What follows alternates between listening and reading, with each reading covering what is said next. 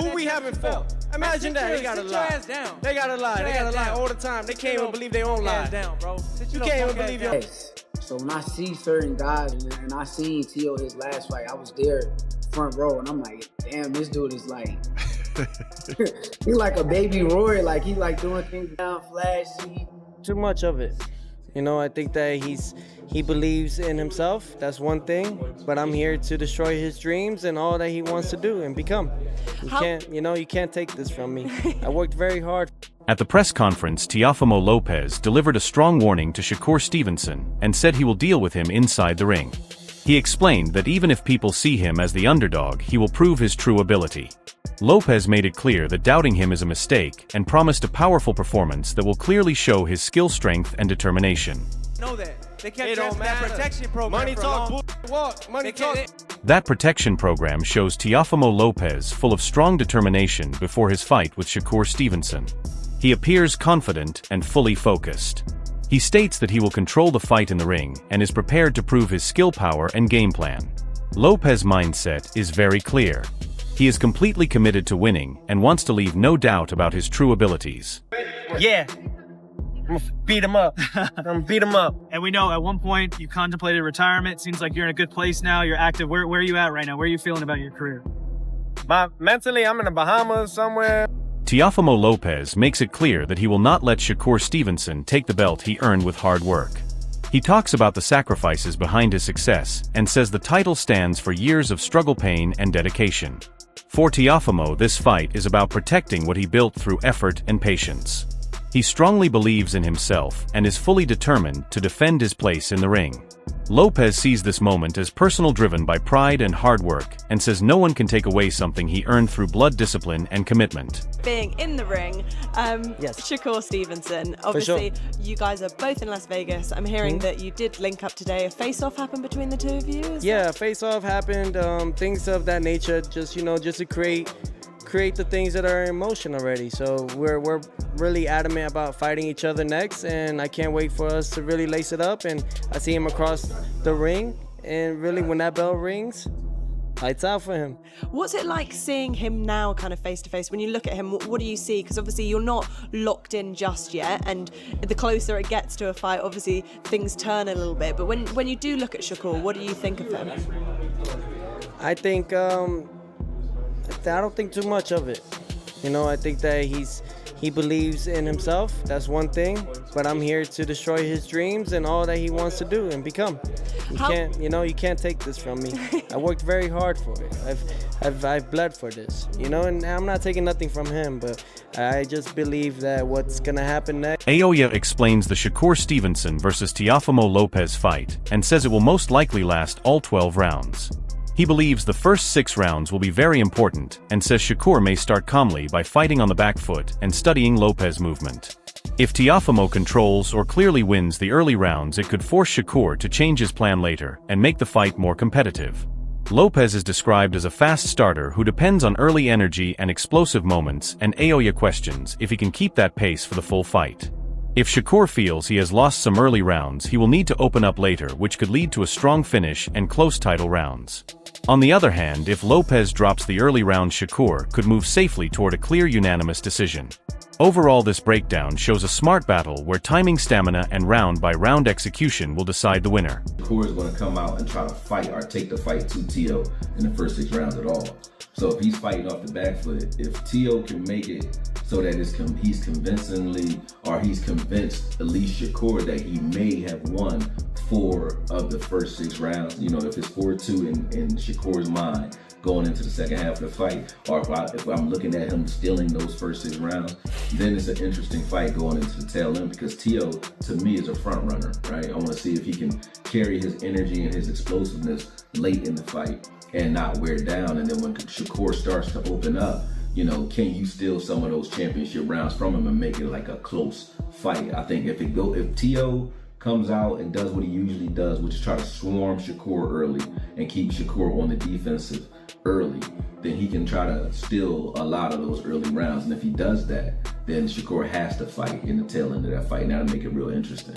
If I'm looking at the first 3 rounds, first 4 rounds, and Tio looks like he's losing those rounds convincingly, then it's an easy night for Shakur, unanimous decision in my opinion. You know what I mean? Because I don't think Tio is going to bring anything late in the game, you know what I mean, to this fight. I think if he is who he's always been, you know, he's going to get gassed after like the 7th round and then take some rounds off. And when he does that, Shakur will open up and start to try to pick him apart, pot shot him, and do things like that. But this is the perfect fight, narrative-wise, for Shakur, because I've been waiting for Shakur to get into that fight where, you know, he doesn't have the fight where, he doesn't have his Diego Corrales fight, you know what I mean, where you think he's actually in danger. Shakur has been he's been outclassing everybody he's in the ring with. You know what I mean? Then the guys that you think could give him some work, like De Los Santos, I know people hate when I bring that fight up, but Shakur Stevenson explains that his motivation comes from a strong competitive mindset and a constant desire to face the hardest challenges in boxing. After watching Teofimo Lopez's previous fight, he noticed his confidence and flashy style, which reminded him of a young Roy and pushed him to want this challenge. Stevenson sees this fight as an important chance to measure himself against a top-level opponent while adjusting to a different style and strategy. Looking back at his fight with William Ada, he admits it was unusual and very tough, but it helped him grow and showed that he can perform well under pressure. He learned that fighters who apply non-stop pressure are meant to test him, but he handled that style successfully, which boosted his confidence. Now against Lopez, Stevenson feels fully prepared to deal with the speed, power, and unpredictability of a high-level fighter.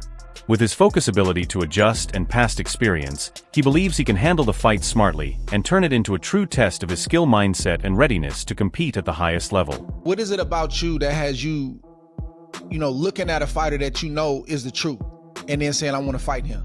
It seems like it should be normal if you're a fighter, right? But that stuff is dying off in the game right now. And I feel like you one of the last of the dying breed that actually want real challenges. Yeah, I'm competitive, bro. So it's like, I want to be the best. So when I see certain guys out there, and I seen Tio his last fight, I was there front row, and I'm like, damn, this dude is like, he like a baby Roy. Like, he like doing things with his hands down, flashy.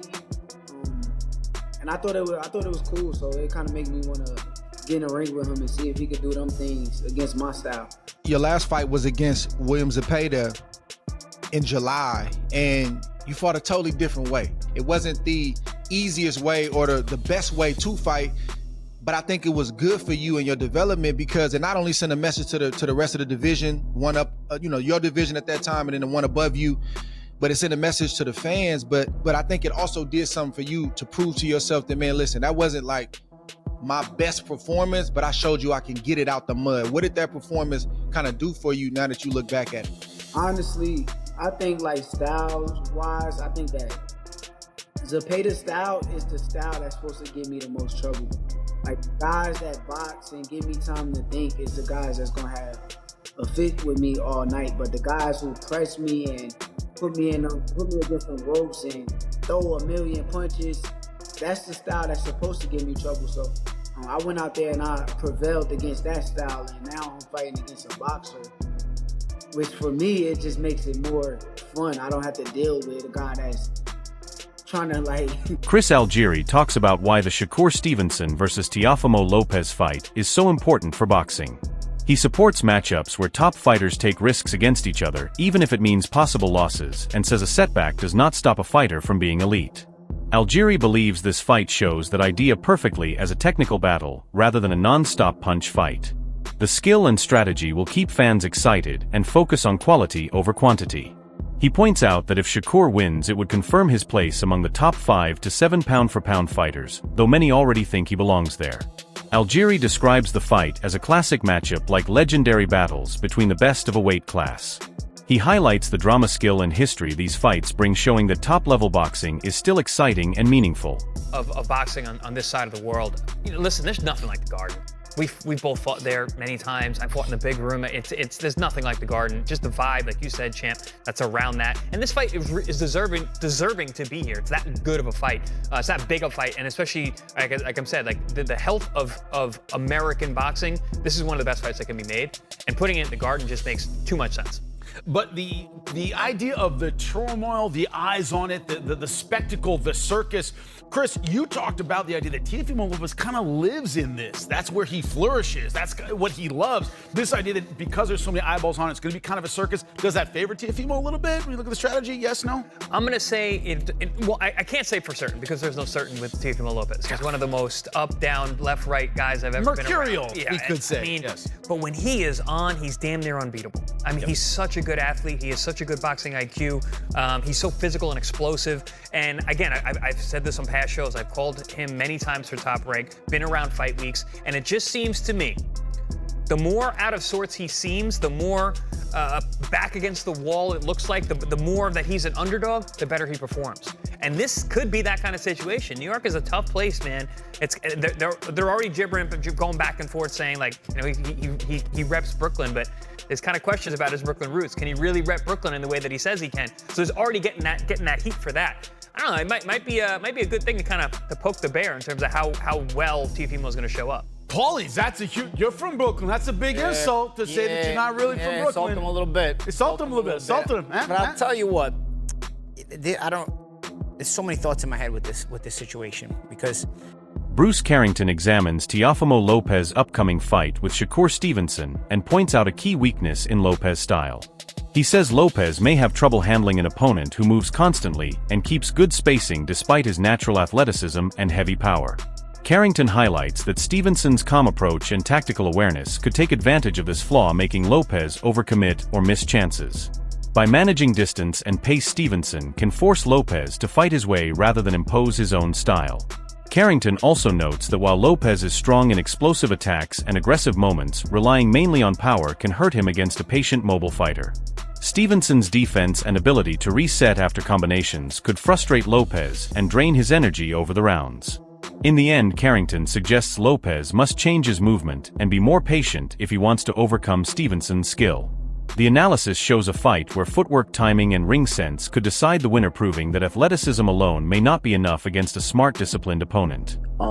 You know, he has a lot of explosiveness, and but I do feel like when it comes to Shakur, bro, his movement may frustrate him. The only thing that worries me when it comes to Teofimo is his frustration. Like, is he going to be able to work well with a mover? You know, we've seen, you know, difficulties that he had with Sandor Martin. We've seen the difficulties that he had with Jimmy Ortiz, guys that's been moving around and not staying still. Like, if you keep Teo moving around and he can't plant his feet, what can he do? We're going to have to find that out on, you know, January 31st. And I think Shakur, he's probably one of the best guys to, you know, move his feet, be on defense, being hella patient and frustrating a fighter, bro. Like, so, I don't know. We've seen Teo get frustrated to the point where he's asking himself, do I still got it? You know what I'm saying? We got to see what his mentality is going to be like come January 31st. Do you think that his experience on the biggest of stages, you know, his two biggest wins, he was an underdog. Then both guys, ironically enough, were southpaws like Shakur. That play any factor to you? Nah, styles is different. The styles are totally different. Lomachenko don't fight like Shakur. Josh Taylor don't fight like Shakur. Like I don't see, just because southpaw, that same thing will happen. I feel like certain techniques could be used to fight Shakur, yeah. But in terms of like that approach of the fight, nah. Like Shakur fight's totally different. You gotta be able to do some out of pocket stuff with Shakur. You gotta throw while he's throwing. That's probably some of the only times that he's able to get hit. You know, only time he's open. So yeah, other than that, bro, it's gonna be a pretty tough night for Teofimo Lopez, but Gary Anchuan Russell gives a detailed view of Teofimo Lopez, focusing on a specific version of the fighter rather than general abilities. He uses Lopez's fight with Vasily Lomachenko as an example, showing how Lopez succeeds by mixing aggression with control. Russell points out that Lopez does best when he stays composed while applying constant pressure, forcing opponents into tough spots and limiting chances for counters.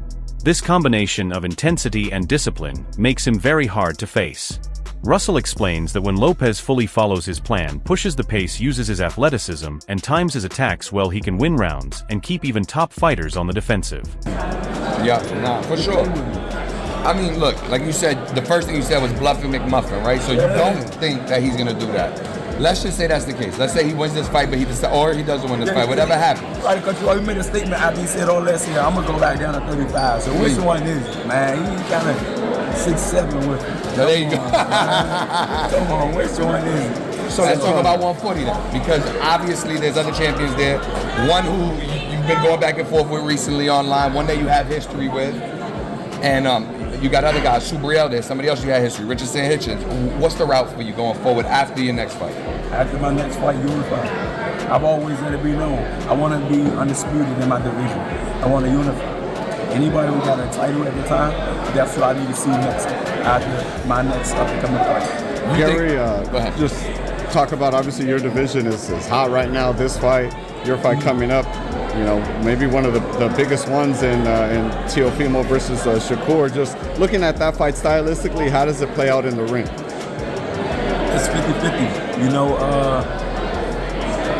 in order for you to participate in this sport, you got to have a high level of confidence. I feel like both of them has a high level of confidence, Teofimo Lopez and Shakur Stevenson, but styles make fights. Naturally, I think Teofimo Lopez is stronger than Shakur. Naturally, I think he has more athleticism than Shakur, and he got a good IQ on the sport itself.